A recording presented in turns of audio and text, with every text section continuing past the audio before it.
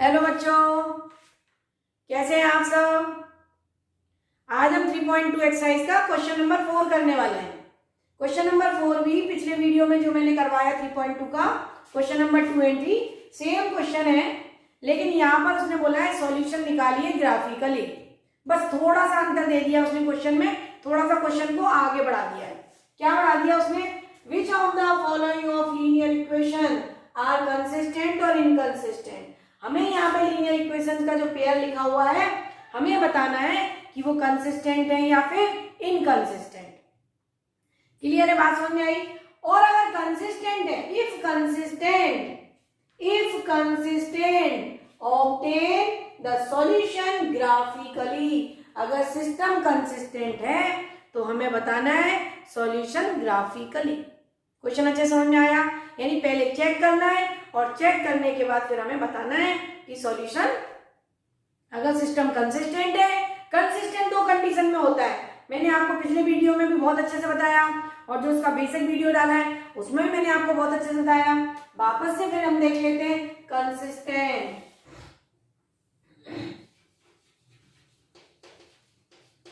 Consistent कब होता है? दो कंडीशन पर कंसिस्टेंट होता है, जब A1/A2 not equal to B1/B2, इस पर होता है एक तो, और दूसरा होता है A1/A2 equal to B1/B2 equal to C1/C2। ये दो पर क्या होता है? कंसिस्टेंट होता है। और इनकंसिस्टेंट कब होता है?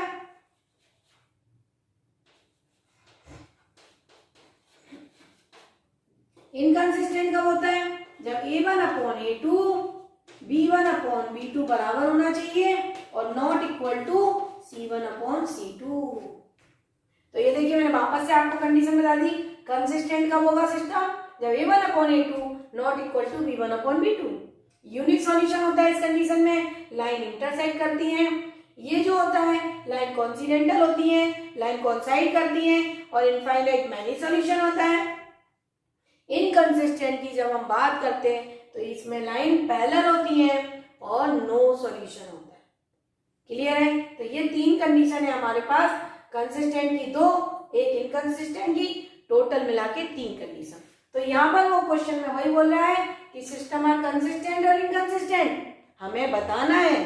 तो सबसे पहले हम चेक करें कि ये जो दिया हुआ है पेयर ऑफ लीनियर इक्वेशन, ये कंसिस्टेंट है या फिर इनकंसिस्टेंट, और अगर कंसिस्टेंट है तो उसका ग्राफ बनाइए। चलिए हम देखते हैं।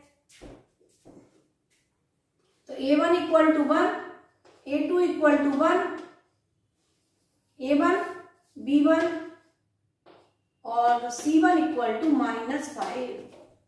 Standard form of linear equation से कंपैरिजन किया जाता है। A1x plus B1y plus C1 equal to 0, इससे हमें कंपैरिजन करना रहता है। A1x plus B1y plus C1 equal to 0। दूसरी होती है A2x plus B2y plus C2 बराबर 0। ये दोनों equation pair of linear equation होते हैं और इनसे हमें कंपैरिजन करके A1 B1 C1 A2 B2 C2 निकालना है। तो A2 हमारा क्या है यहाँ पर? A2 equal to 2, B2 equal to 2 और C2 इक्वल टू 10।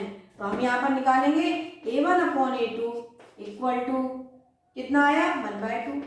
B1/B2 बराबर कितना आया? 1/2 और C1/C2 ये आएगा यहाँ पर -10। देखिए इधर जाएगा, ध्यान से करना रहता है। यहाँ पर इक्वेशन का ये स्टैंडर्ड फॉर्म है, यानी यहाँ पर C1 चाहिए मुझे लेफ्ट में, तो जब लेफ्ट में नंबर लाएंगे तो ये -10 हो जाएगा और ये -5 हो जाएगा। इस बात का अच्छे से ध्यान रखना है, हमेशा स्टैंडर्ड फॉर्म से ही कंपैरिजन करना है।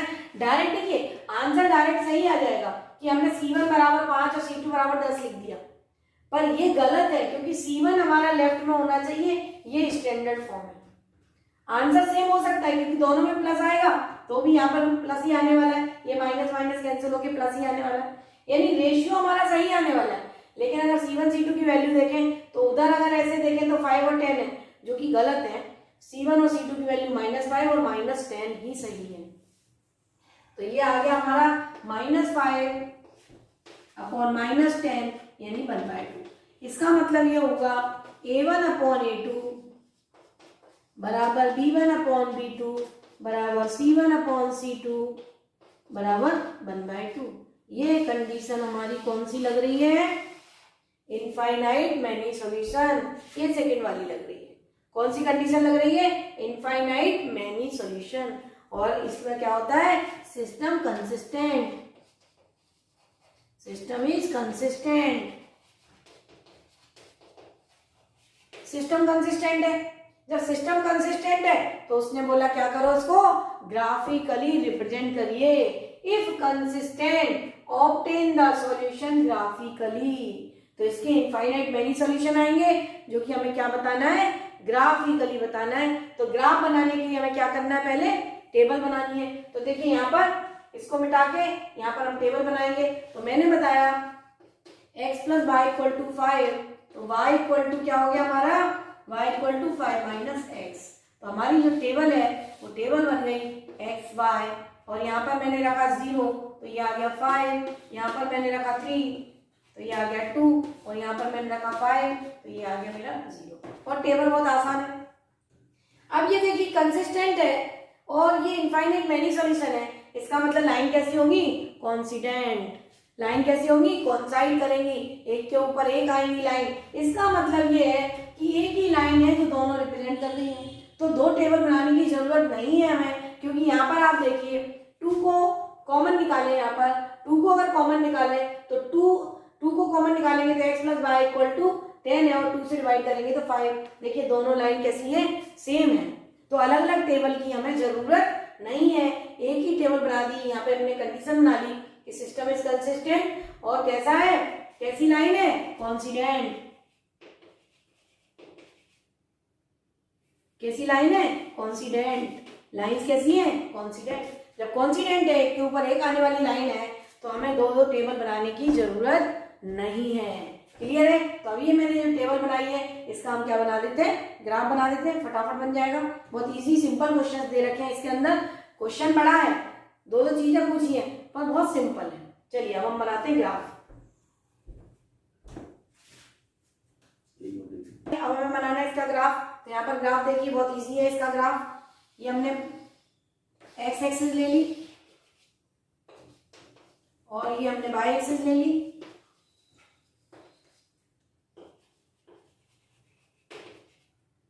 और यहाँ पर हमने पॉइंट ये 0 0 है, ऑरिजिन है, इसका वो बोल सकते हैं। ये 1 2 3 कितना चाहिए मुझे? 5 तक। ये 1 2 3 4 और ये 5, 1 2 3 4 और ये 5, मैक्सिमम 5 तक। ये 1 2 3 4 5, 1 2 3 4 और ये 5। स्केल लिखने की जरूरत रहती है। स्केल माने यहाँ पर बहुत इजी स्केल है, इसलिए लिखना तो हर एक में रहता है। स्केल क्या है? On x axis, on y axis 1 centimetre = 1 unit, 1 centimetre = 1 unit. तो यहाँ पर स्केल हम लिख लेंगे 1 सेंटीमीटर = 1 यूनिट लिया है हमने। 1 centimetre = 1 unit on x axis and y axis. अब यहाँ पे प्लॉट कर दीजिए 0,5, ये आएगा पहला पॉइंट A। दूसरा पॉइंट हमारा क्या है? 3,2, तो ये आएगा हमारा 3,2, ये हमारा हो गया B पॉइंट। और तीसरा आएगा 5,0, ये हमारा हो गया C पॉइंट। अब देखिए ये जो लाइन है,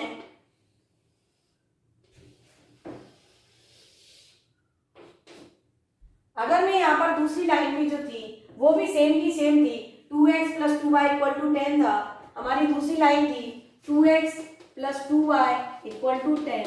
तो यहाँ पर अगर मैं उसको सिंप्लीफाई कर लूँ तो x + y = 10/2, यानी ये हो गया x + y = 5। जब दोनों लाइन सेम है, दोनों लाइन सेम है, इसका मतलब इनफाइनाइट मैनी सॉल्यूशन। देखिए इनफाइनाइट का मतलब है लाइन एक के ऊपर एक कॉन्साइड कर रही है, एक के ऊपर एक आ रही है लाइन, और एक के ऊपर एक आ रही है, तो सारे पॉइंट छोटे छोटे पॉइंट से मिलकर बनी हुई है लाइन। तो ये जो है, ये जितने भी पॉइंट इसके ऊपर आएंगे, जितने भी पॉइंट इसके ऊपर आएंगे, ये सब क्या है? इसके सॉल्यूशन है। ये सब क्या है? इसके सॉल्यूशन। ऐसे इनफाइनाइट पॉइंट होंगे, तो ये जितने भी इसके ऊपर पॉइंट है वो सब क्या है? इसके सॉल्यूशन। इसलिए जब लाइन कॉन्साइड करती है तो कितने सॉल्यूशन होते हैं? Infinite many solution. Infinite many solution. कितने सॉल्यूशन है इस लाइन के? Infinite many solution. और लाइन कैसी है? मैंने पहले ही बता दिया था, सिस्टम कंसिस्टेंट है। लाइन कैसी है? कॉन्सिडेंटल, एक के ऊपर एक। आप कोई भी इस लाइन को भी अगर 2x + 2y = 10 की टेबल बनाओगे और फिर x + y = 5 की टेबल बनाओगे तो जरूरत नहीं होती है, क्योंकि पॉइंट सेम ही आते हैं, सेम ही पॉइंट आते हैं। आप यही पॉइंट रखोगे, यही रखोगे तो यही के ही आंसर आएंगे। तो सेम के सेम जब आंसर आते हैं तो जरूरत नहीं होती है कि हम दो टेबल बनाएं, एक ही टेबल बनाते हैं, क्योंकि हमने पहले ही बता दिया लाइन कैसी है? कॉन्सिडेंट।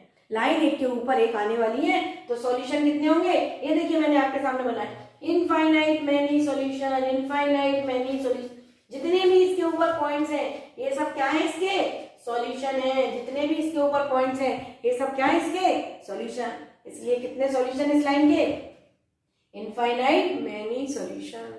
अच्छे से बात समझ में आई? तो पहला क्वेश्चन हमने इसका करा कि सिस्टम कंसिस्टेंट है और कितने सॉल्यूशन निकल रहे हैं, ग्राफिकली बताना था। ग्राफिकली हमने बताया इनफाइनाइट मैनी सॉल्यूशन। क्लियर है? एक्स एक्सिस लिखना रहती है, वाई एक्सिस, यहाँ पर एक्स कोऑर्डिनेट लिया हमने, यहाँ पर वाई लिया, और यहाँ पर ऐसा कुछ दिया नहीं है, सिंपल इक्वेशन दी है, तो एक्स पे कुछ डिनोट करने की जरूरत नहीं है, वाई पर भी कुछ डिनोट करने की जरूरत नहीं है। इनफाइनाइट मैनी सॉल्यूशन है, स्केल में हमने लिख दिया 1 सेंटीमीटर = 1 यूनिट। ये हमें दिखाना जरूरी है। अगर रुपीज में होता है, कॉस्ट की बात करता है, वो ईयर की बात करता है, वो एज की बात करता है, तब हमें यहाँ पर एक्स एक्सिस पर, वाई एक्सिस पर लिखना पड़ता है कि हम पेंसिल की कॉस्ट ले रहे हैं, पेन की कॉस्ट ले रहे हैं, हम एज ले रहे हैं, हम फादर की एज ले रहे हैं, हम सन की एज ले रहे हैं, हम डॉटर की एज ले रहे हैं, तो वो हमें दिखाना पड़ता है कि कहाँ हमने फादर को लिया है, कहाँ हमने डॉटर को लिया है, तो वो फिर अपने को रिप्रेजेंट करना पड़ता है। यहाँ जरूरत नहीं है क्योंकि यहाँ सिंपल क्वेश्चन है। क्लियर है? चलिए अब आते हैं इसके सेकंड पार्ट पर। देखिए अब हम इसकी बनाते हैं टेबल। तो पहली वाली लाइन को मैं लिखती हूँ, तो y = आएगा पहली वाली लाइन में, y = आएगा 6 - 2x। y = आएगा हमारा, ये 6 इधर चला गया और -2x। तो पहली वाली टेबल यहाँ पर देखिए, पहली हम टेबल बना रहे हैं, x y लिखा हमने। यहाँ पर x की वैल्यू मैंने क्या ले ली? 0। अगर x की वैल्यू मैंने 0 ले ली यहाँ पर, देखिए 0, तो ये आएगा यहाँ पर 6। ध्यान से देखिए, ये आपको रफ कॉपी में करके देख लेना है। यहाँ पर हमने 0 लिया तो कितना आ गया? 6। अब मैंने यहाँ पर अगर 2 लिया, यहाँ पर अगर मैंने 2 लिया तो 2 × 2 = 4, 6 - 4 कितना आ गया? 2, 2 हो गया। अगर मैंने यहाँ पर 3 ले लिया, अगर मैंने 3 लिया तो ये कितना हो गया? 0। तो 0, 2, 3 यानी 0, 6 कोऑर्डिनेट हो गए, 2, 2 कोऑर्डिनेट हो गया, 3, 0 कोऑर्डिनेट हो गया। दूसरी लाइन है हमारे पास, दूसरी लाइन है 2y = 4x - 4। तो y = हो गया हमारा 4x - 4/2। और यहाँ पर देखिए इसको कैंसिल कर लें हम, तो ये हमारे पास आ जाएगा, अगर हम इसको 2 से डिवाइड कर दें तो ये आ जाएगा मेरे पास 2x - 2। और यहाँ पर ये हम टेबल बना लेते हैं।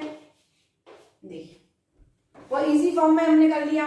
मेरे पास लाइन थी 4x - 2y - 4, तो यहाँ पर देखिए 2y = हो जाएगा हमारा 4x - 4। 2y = हो जाएगा और 2 से डिवाइड कर दिया, 4x - 4/2, 2 कॉमन निकाल लिया तो ये बचेगा 2x - 2, नीचे का 2 कैंसिल हो जाएगा, तो हमारे पास इक्वेशन बन जाएगी 2x - 2। अब आप यहाँ पर ध्यान से देखिए, अब ये जो लाइन है ये अगर मैं यहाँ पर 0 रखूँ तो -2 आएगा। अगर मैं यहाँ पर 2 रख दूँ तो यहाँ पर देखिए मैंने अगर x की जगह 2 रख दिया, x की जगह अगर मैंने 2 रख दिया, हम 1 भी लिख सकते, 1 ले लो, पहले हमने 1 ले लिया, 2 × 1 = 2, तो ये 0 आ गया, 1, 0 हो गया। फिर हमने क्या ले लिया? 2 ले लिया, तो ये मेरा कितना आ गया? 4, 4 - 2, 2 हो गया। फिर यहाँ पर देखिए मैंने 3 ले लिया, तो 3, 3 × 2 = 6, 6 - 2, ये 4 हो गया। ये मेरे आ गए पॉइंट्स, 1, 2, 3 लिया तो 0, 2, 4 ये कोऑर्डिनेट आ गए मेरे। अब हमें इसका क्या बनाना है? ग्राफ। अब ग्राफ बनाना है तो यहाँ पर देखिए लाइन खींच देते हैं, एक्स एक्सिस बना लेते हैं, वाई एक्सिस बना लेते हैं। ये हमारा ओरिजिन है, O 0, 0 इसके कोऑर्डिनेट होते हैं 1, 2, 3, 4, 5, ज्यादा से ज्यादा 5 ही पॉइंट आ रहे हैं तो ज्यादा लंबा बनाने की जरूरत नहीं है। 1, 2, 3, 4, 5, 1, 2, 3, 4, 5, 1, 2, 3, 4, 5, ये एक्स एक्सिस हो गया हमारा और ये हमारा हो गया वाई एक्सिस। और मैंने आपको स्केल बताया है, स्केल हमारा क्या हो जाएगा on Y axis on Y axis, on X axis 1 centimetre equal to 1 unit हम बात कर रहे हैं।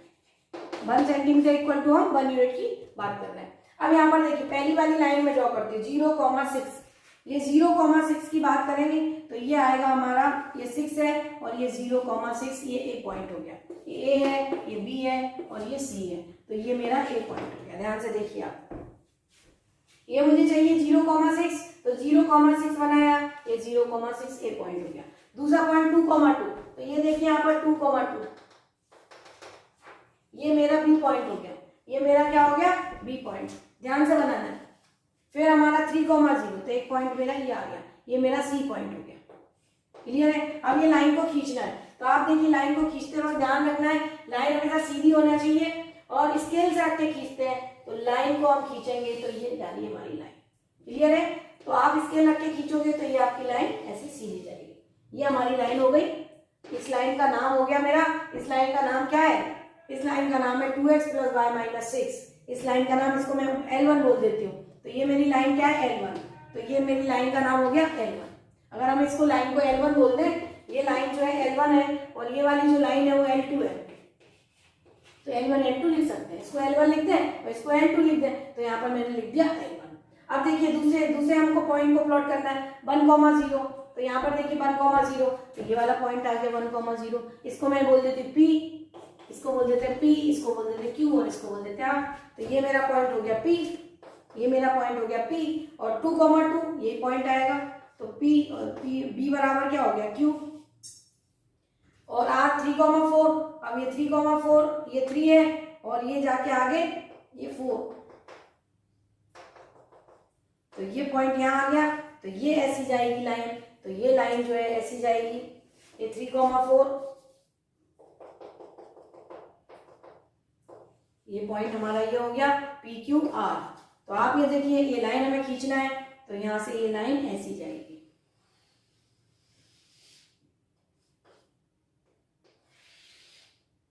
ये हमारी L2 लाइन हो गई और ये हमारी L1 लाइन हो गई।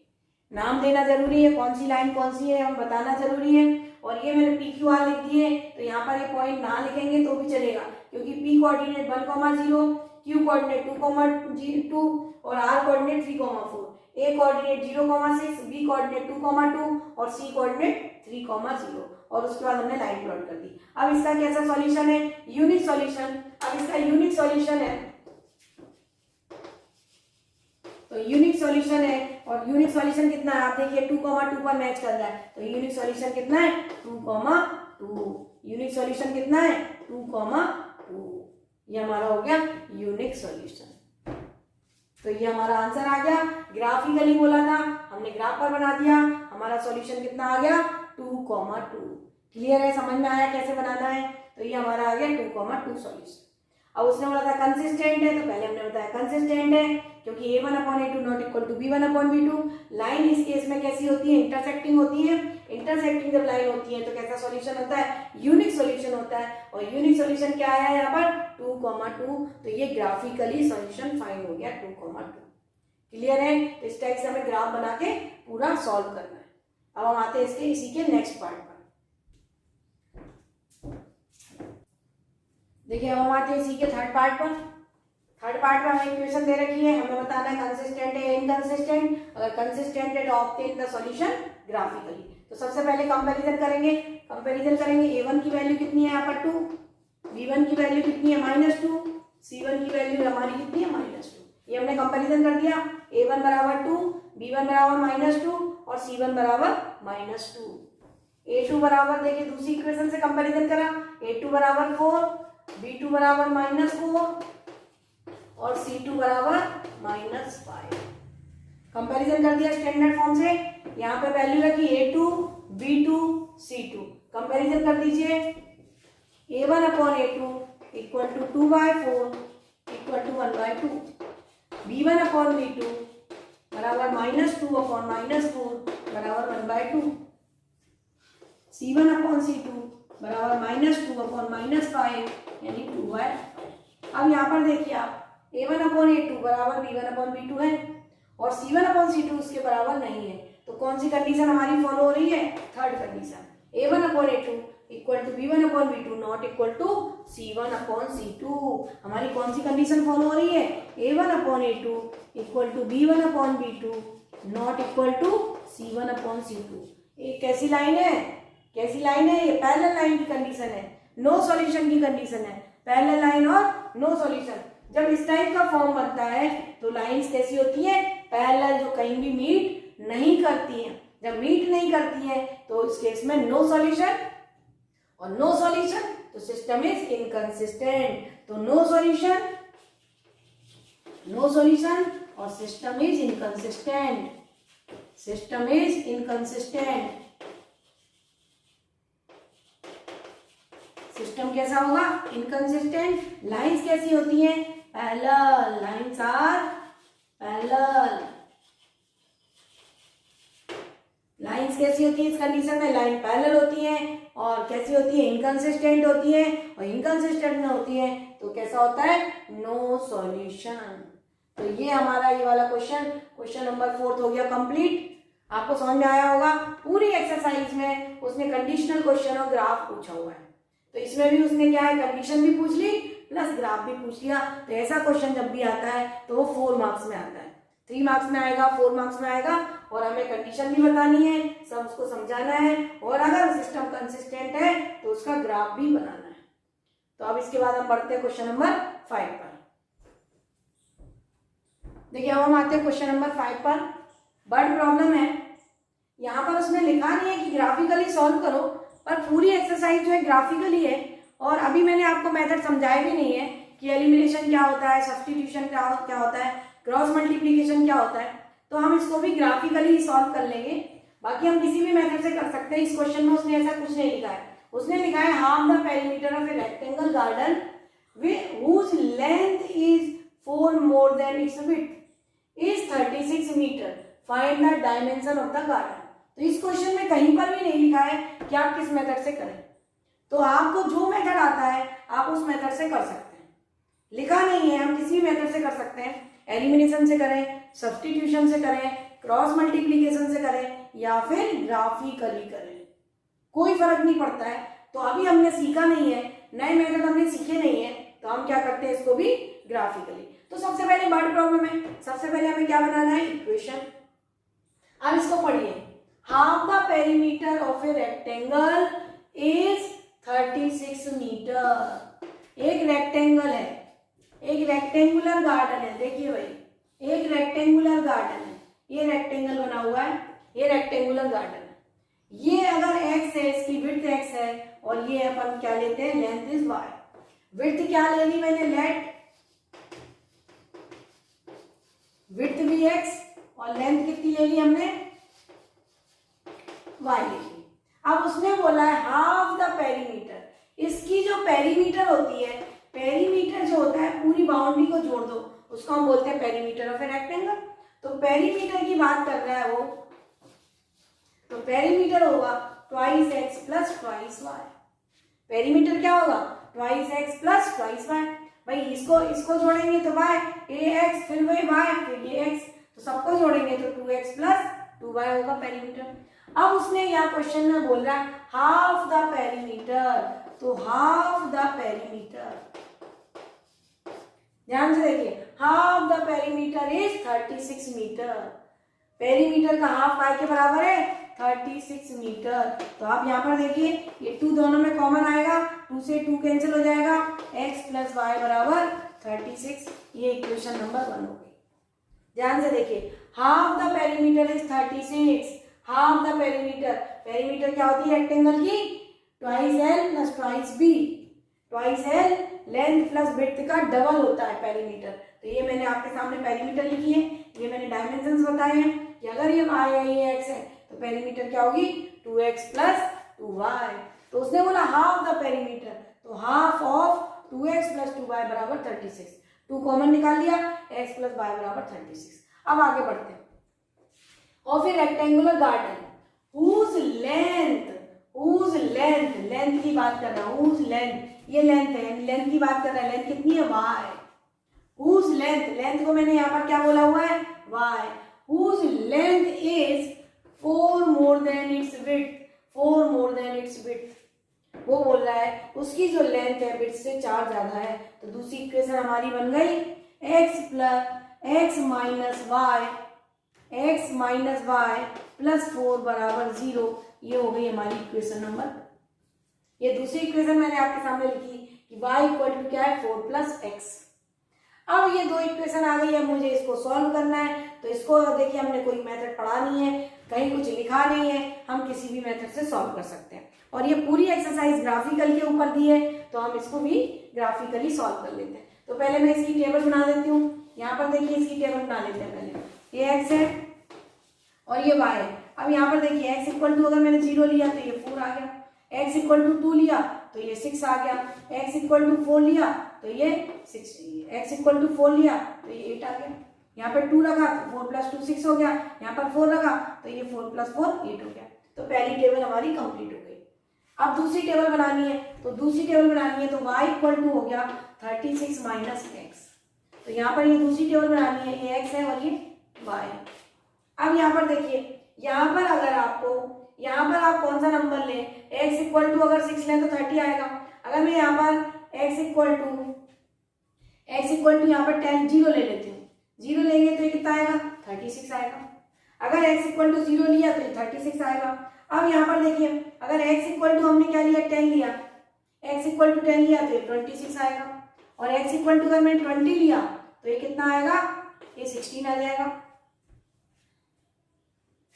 क्लियर है। तो यहाँ पर अगर मैंने क्या ले लिया 0 लिया, तो 0 लिया तो ये 36 आ गया। यहाँ पर 10 लिया तो ये कितना आ गया 26 आ गया। अगर मैंने यहाँ पर 20 ले लिया तो ये मेरा कितना आ गया 16 आ गया। तो ये हो गया हमारा दूसरा टेबल तैयार। अब हमने ये पहले तो इक्वेशन लिखी, इक्वेशन लिखने के बाद मैंने टेबल बनाई। अब मुझे इसका क्या चाहिए सॉल्यूशन। अब मुझे जब इसका सॉल्यूशन बनाना है तो सॉल्यूशन ग्राफ पर बनाना है, तो टेबल बनाने के बाद उसका क्या करेंगे ग्राफ प्लॉट। तो चलिए करते हैं ग्राफ प्लॉट।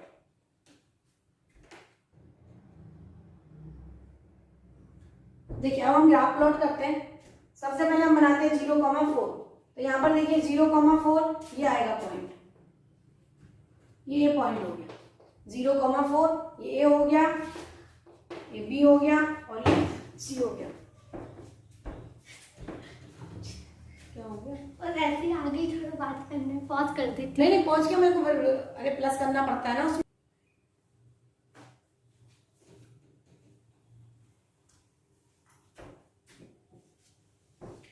देखिए हमने फर्स्ट पॉइंट प्लॉट करा 0,4, ये 0,4 हमने प्लॉट किया, तो ये 0 ये 4।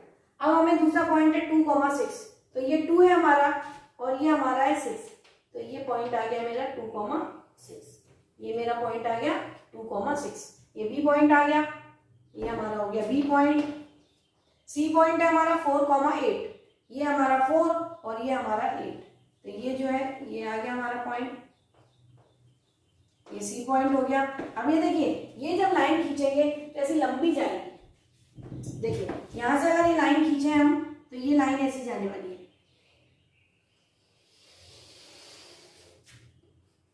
इसको हमने बोला L1, ये लाइन मेरी क्या है L1, तो इसका नाम मैंने लिख दिया L1। ये लाइन हमारी ऐसी जाने वाली है, तो ये लाइन हमने ऐसी की, ये हमारी लाइन हो गई L1, जिसका हमने नाम लिख दिया L1। अब हम दूसरे प्लॉट करेंगे पॉइंट्स 0,36। अब 0,36 ये वाला पॉइंट, ये 0,36 ये P पॉइंट, ये P हो गया हमारा, ये P हो गया, ये Q हो गया और ये R हो गया। ये PQR नाम दे दिया मैंने 0,36। फिर 10,26, अब ये हमारा 10 है और ये हमारा 26 है और ये हमारा 10 है, तो ये दूसरा पॉइंट हमारा आ गया P, ये हो गया Q, ये हमारा दूसरा पॉइंट हो गया। अब हमारा है 10,26 हो गया 20,16, तो ये 20 है और यहाँ पर ये है 16,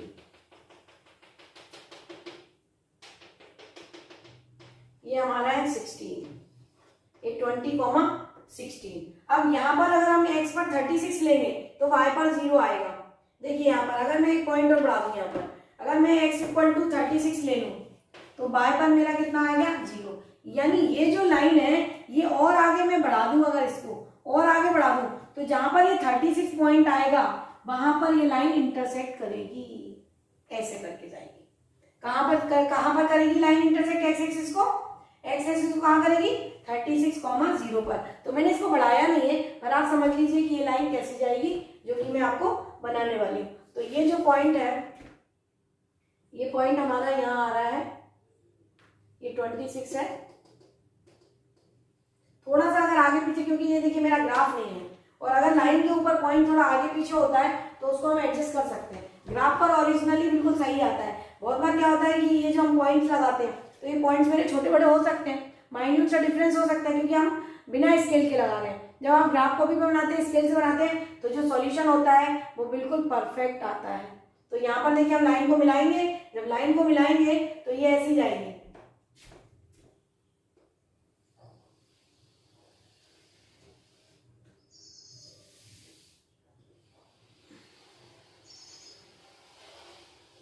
ये ऐसी कहीं जाएगी लाइन, और ये आगे जाके ऐसा एक्स एक्सिस आएगा, और ये जो पॉइंट है हमारा, ये 26 वाला और 10 वाला, ये कहीं इधर आके मीट कर रहा है। तो ये जो पॉइंट है देखिए, ये पॉइंट मेरे ऊंचे नीचे थोड़े हो सकते हैं, क्योंकि ये हम क्या है ग्राफ पर उस पर बना रहे हैं, तो ये हो सकता है, पॉसिबल है। हम जब ग्राफ पर बनाते हैं तो मैंने आपको बताया ग्राफ पर बनाएंगे तो ये एकदम सही आएगा। तो ये इतने सारे हमारे जो पॉइंट हैं, ये हमारी कौन सी लाइन हो गई? ये हमारी लाइन हो गई L2। ये हमारी कौन सी लाइन हो गई? L2। ये हमारी कौन सी लाइन है? L2 line. और ये जो पॉइंट है वो मेरा पॉइंट ऑफ इंटरसेक्शन यानी यूनिक सॉल्यूशन। ये कैसा सॉल्यूशन है? यूनिक सॉल्यूशन, यानी x की वैल्यू और y की वैल्यू जो है वो यूनिक सॉल्यूशन है। तो यहाँ पर देखिए मैं आपको बताती हूँ कि यहाँ से मेरी क्या आ रही है। ये लगभग 12 और 14 के बीच ओरिजिनल आंसर आ रहा है, वो आ रहा है 16,20। ये यूनिक सॉल्यूशन है, यानी जो x है विड्थ आ रही है वो 16 आ रही है, और जो लेंथ आ रही है वो 20 आ रही है। यानी length of the rectangular field कितना आ रहा है? विड्थ आ रहा है हमारा 16 सेंटीमीटर, और लेंथ आ रहा है हमारा 20 सेंटीमीटर, 20 यूनिट। जो भी सेंटीमीटर में दिया है तो सेंटीमीटर आएगा, और जो भी मीटर में दिया है, मीटर में दिया हुआ है उसमें क्वेश्चन में मीटर दिया 36 मीटर, तो x इक्वल टू हमारा आ रहा है 16 मीटर, और y इक्वल टू हमारा आ रहा है 20 मीटर। यानी जो विड्थ है वो आ रही है 16 मीटर, और जो लेंथ है वो आ रही है हमारी 20 मीटर। तो यहाँ पे देखिए ओरिजिनली अगर आप ग्राफ पर प्लॉट करोगे तो 16 और 20 पर ही ये पॉइंट इंटरसेक्ट करेगा, और ये हमारा क्या होता है? यूनिक सॉल्यूशन, क्योंकि लाइन इंटरसेक्ट कर रही है, इसको बोलेंगे यूनिक सॉल्यूशन। तो लेंथ ऑफ रेक्टेंगल फील्ड कितना आ रहा है? 20 मीटर, और width of rectangle is 16 metre, और दोनों को अगर मिला दें तो हाफ ऑफ पेरीमीटर कितनी है? 36। तो हाफ ऑफ पेरीमीटर अगर हम मिला दें उसकी तो कितनी आ रही है? x plus Y equal to 36। Half of perimeter देखिए, दोनों को मिला दें x प्लस वाई, जो हमारी इक्वेशन आ रही थी उसको ये सेटिस्फाई कर रहा है। आप चाहो तो यहाँ पे पॉइंट रख के देख लो आपका आंसर सही आ रहा है या नहीं, तो आपको पता चल जाएगा। देखिए x इक्वल टू कितना रखा मैंने? 16 रखा। x इक्वल टू 16 तो y equal to 20, x equal to 16 तो y इक्वल टू 20। क्लियर है? समझ में आया? तो इस टाइप से हम इसको सॉल्व कर सकते हैं ग्राफिकली, और इसमें मैंने ये ग्राफिकली बताया। बाकी इसी क्वेश्चन को हम एलिमिनेशन से कर सकते थे, इसी क्वेश्चन को हम सब्स्टिट्यूशन से कर सकते थे, इसी क्वेश्चन को हम क्रॉस मल्टीप्लीकेशन से कर सकते थे। अब हम आते हैं इसके नेक्स्ट क्वेश्चन पर। देखिए अब हम आते हैं क्वेश्चन नंबर 6 पर। क्वेश्चन नंबर 6 में एक इक्वेशन दी है, गिवन इक्वेशन है हमारी 2x प्लस 3y माइनस 8 बराबर 0, और वो क्वेश्चन बोल रहा है write another line and equation in two variable that the geometrical representation of the pair so formed is intersecting line, parallel line, coincidental line.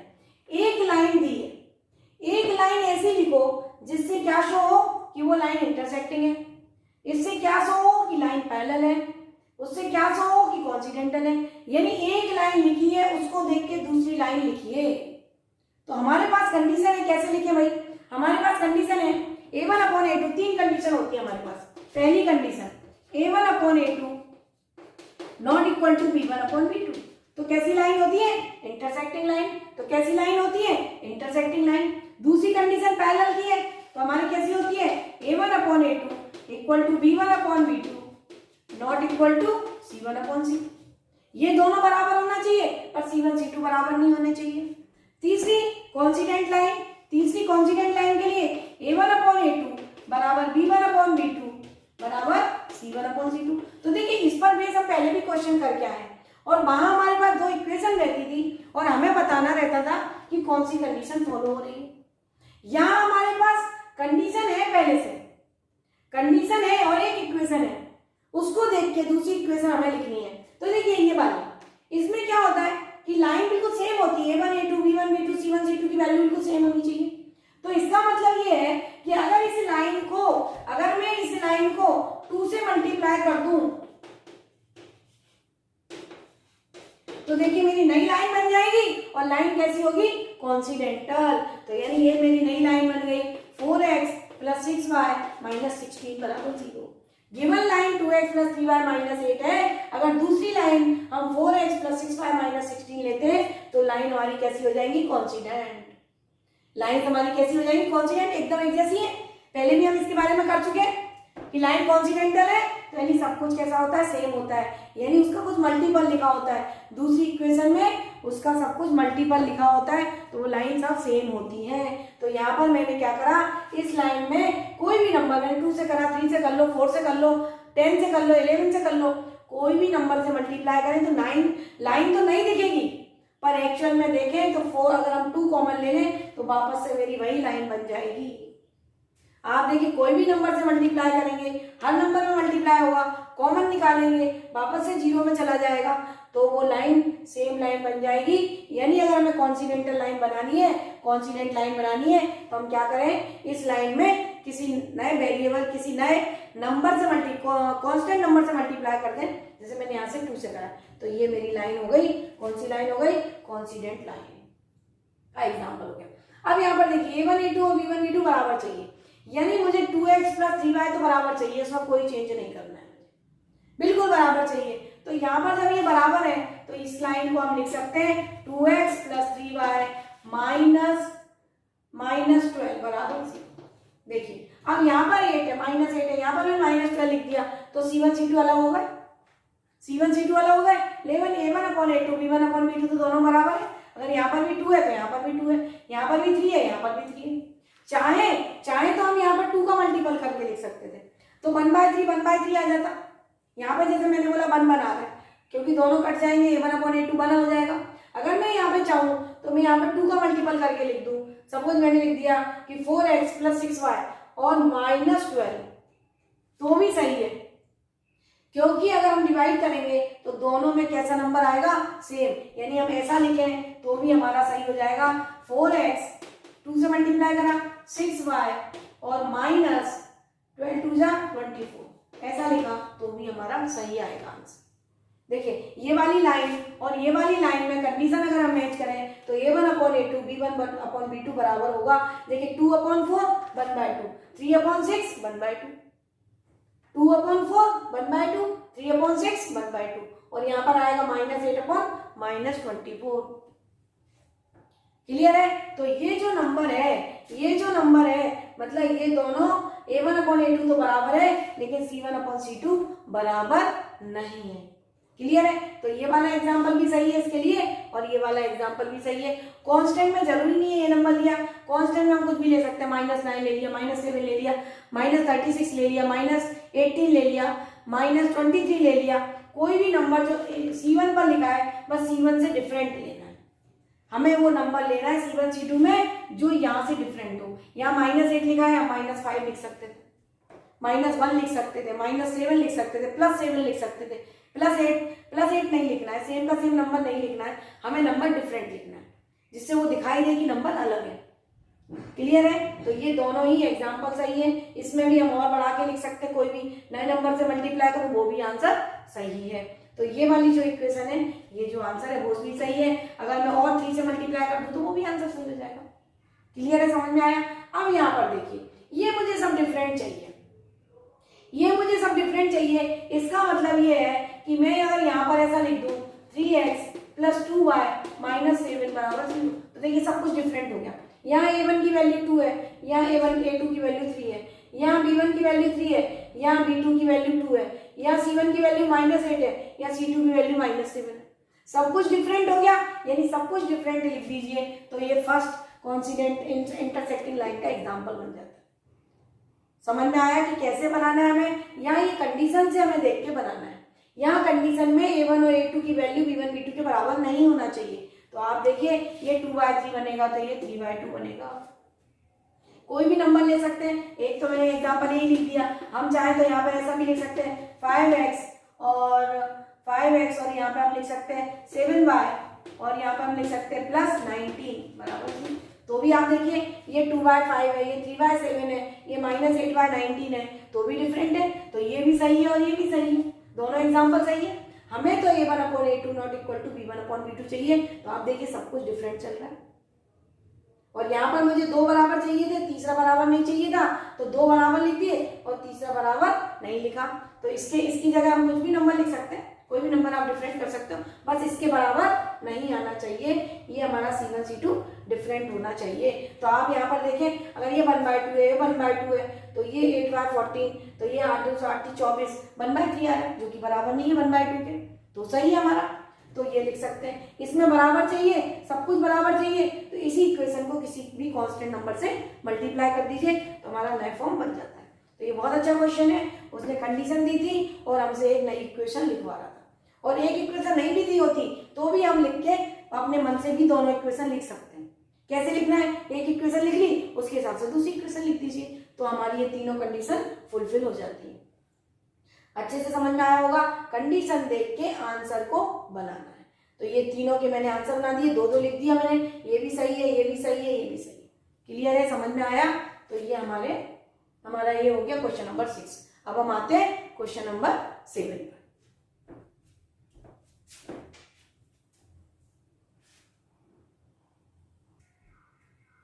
देखिए question number 7 पर आते हैं। क्वेश्चन नंबर 7 है हमारा, ड्रॉ द ग्राफ। एक graph बनाना है हमको। उसमें क्वेश्चन में दे रखी है, इक्वेशन दे रखी है, इसका हमें ग्राफ बनाना है। और उसने बोला जो ग्राफ बनेगा उस ग्राफ से एक ट्रायंगुलर रीजन शो होगा। कैसे होगा? ये दोनों लाइन होगी और एक एक्स एक्सिस और वाई एक्सिस होगी। उन दोनों से क्या होगा? एक ट्रायंगल बनेगा, और उस ट्रायंगल का हमें क्या निकालना है? उस ट्रायंगल के हमें कोऑर्डिनेट्स बताने हैं, उस ट्रायंगल के हमें वर्टाइसेस बताने हैं। चाहे तो यहाँ पर हम आगे बढ़ा सकते हैं, फाइंड द कोऑर्डिनेट लिखा है, उसने यहाँ पे लिख भी सकते हैं find the area of triangle. दूसरा ये मैंने मन से बढ़ा दिया, find the area of triangle भी पूछ सकता है, कोऑर्डिनेट पूछ सकता है, और find the area of triangle भी पूछ सकता है। तो पहले तो हम क्या करें, इसकी टेबल बना लें। तो टेबल बनाने के लिए देखिए, टेबल बनेगी पहले वाले की, y इक्वल टू होगा x + 1। तो ये हमारी टेबल है, वो टेबल बन जाएगी x y।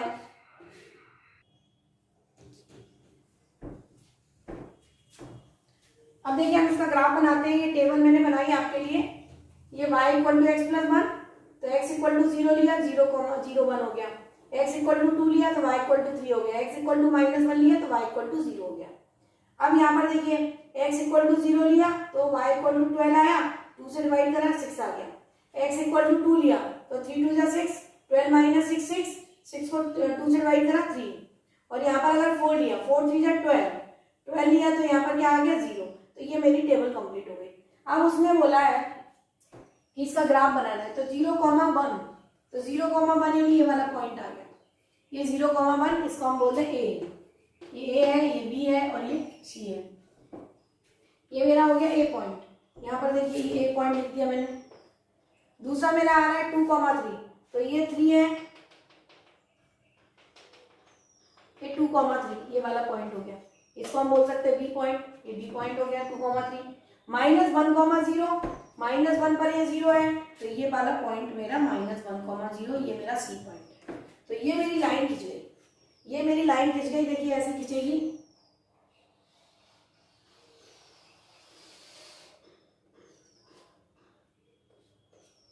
ये मेरी L1 लाइन है, ये मेरी L1 लाइन है, इस पर मैंने लिख दिया L1। अब दूसरी लाइन बनानी है 0,6, तो 0,6 यानी ये वाला पॉइंट आएगा।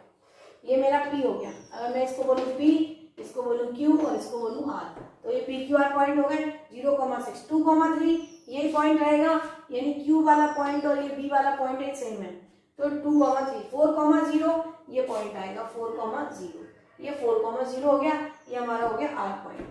ये सब प्लॉट करना आप लोगों को बहुत अच्छे से आता है, क्योंकि ये बहुत दिन से मैं पिछले वीडियोस में भी बता चुकी हूँ, और ये सब 9th में भी पढ़ के आते हैं। कोऑर्डिनेट ज्योमेट्री पढ़ते हैं, उसमें हम लाइन का प्लॉट पढ़ते हैं, लाइन खींचना सीखते हैं। तो ये सब वही है कि कोऑर्डिनेट निकाले और लाइन को प्लॉट किया।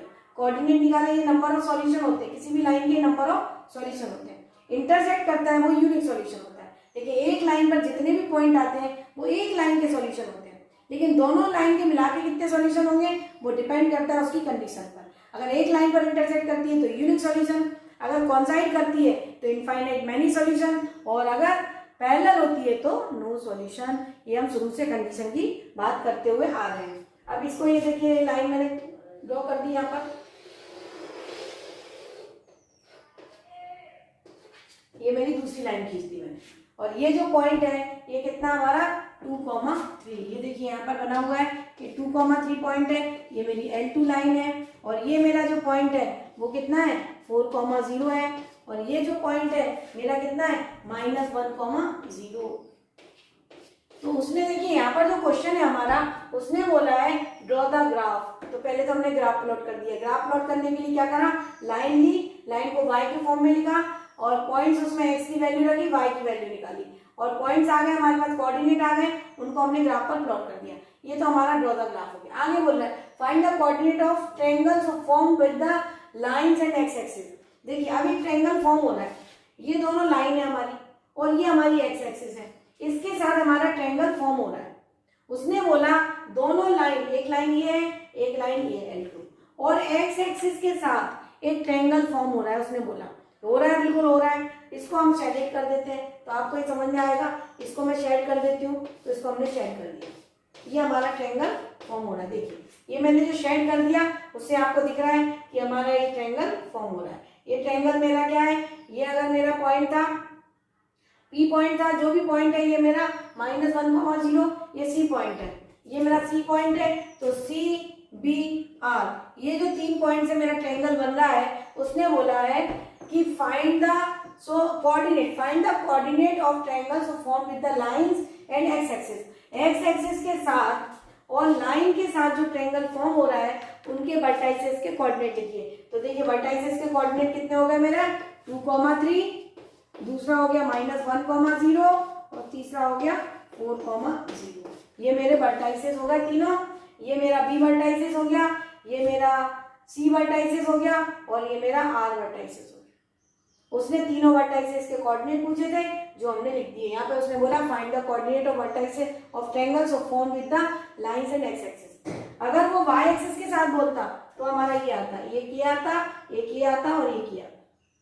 उसने x एक्सिस के साथ बोला, ध्यान रखना हमको, x एक्सिस के साथ बोला तो ये हमारी x एक्सिस है, एक लाइन ये है, एक लाइन ये है। अगर वो y एक्सिस के साथ वर्ड बदल दे, अगर वो वर्ड बदल दे कि y एक्सिस के साथ, तो y एक्सिस, ये y एक्सिस है और ये एक लाइन है और एक ये लाइन है, तो ये पॉइंट लिखना पड़ेगा हमें, ये पॉइंट लिखना पड़ेगा और ये पॉइंट लिखना पड़ेगा। दूसरा मैंने मन से जोड़ दिया आपको, find the area of this triangle. इस ट्रायंगल का हमें क्या करना है, एरिया निकालना है। तो एरिया ऑफ ट्रायंगल क्या होता है ये आपको पता होना चाहिए कि एरिया ऑफ ट्रायंगल होता है half into base into height, half into base into height. Area of triangle क्या होता है सब बच्चों को मालूम है, छोटे क्लास में हम पढ़ते आते हैं, half into base into height. Area of triangle होता है half into base into height. तो आप देखिए बेस क्या है इसका, बेस ये लाइन, ये जो लाइन ये पॉइंट है ये बेस है। तो यहाँ पर 4 लिखा हुआ है और यहाँ पर 1 लिखा हुआ है। हमेशा जो डिस्टेंस है वो ली जाती है, माइनस प्लस नहीं लिया जाता है। हम अगर पूरा टोटल काउंट करें तो ये 5 हो गया, टोटल काउंट करें 4 इधर है और 1 इधर की तरफ जा रहा है, तो कितने पॉइंट हो गए 5 पॉइंट। तो मेरा बेस हो गया 1/2 इंटू 5, मेरा बेस हो गया 5। और हाइट, हाइट यानी कि देखिए ये तो मेरा x था और ये मेरा y, y मानी कितना है यहाँ पर 3, y कोऑर्डिनेट क्या है यहाँ पर 3, तो ये हो गया मेरा 3। तो मेरा आंसर आ गया 15/2 स्क्वायर यूनिट। हमारा एरिया जो आ गया वो कितना आ गया 15/2 स्क्वायर यूनिट, यानी 7.5 स्क्वायर यूनिट इसका एरिया आ गया। Half into base into height. अगर देखिए वही वो एरिया बाय एक्सिस के साथ पूछता तो यहाँ से यहाँ तक ये बेस हो जाता, तो भी हमारा 5 आता है यहाँ पर, क्योंकि यहाँ देखिए ये बन जो है यहाँ नहीं आ रहा है, यहाँ तक 6 है, लेकिन ये बन खत्म हो रहा है यहाँ पर, तो ये कितना आ रहा है हमारा 5, 1 2 3 4 5, और हाइट कितनी हो जाती है उस केस में 2, तो 1/2 5 इंटू 2 हो जाता। अगर वो बोलता find the area between the Y axis and lines, तो ये हमारी लाइन्स है और ये हमारी बाय एक्सिस है, अगर इसका एरिया वो बोलता तो half into base into height, तो इस केस में हाइट हमारी क्या है, ये 2 है और ये कितना है 5 है, तो एरिया आ जाता हाफ इंटू 5 इंटू 2 से 2 कट जाता, एरिया आता 5 स्क्वायर यूनिट।